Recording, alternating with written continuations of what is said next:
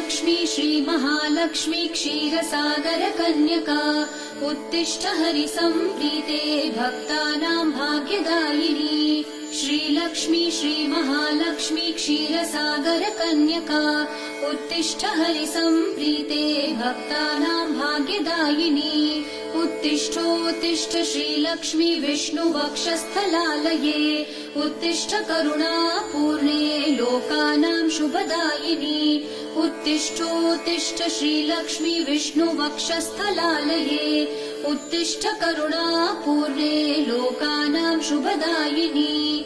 श्रीपद्ममध्यवसिते वरपद्मनेत्रे श्रीपद्महस्तचिरपूजितपद्मपादे श्रीपद्मजातजननी शुभपद्मवक्त्रे श्रीलक्ष्मी भक्तवरदे तव सुप्रभातम्।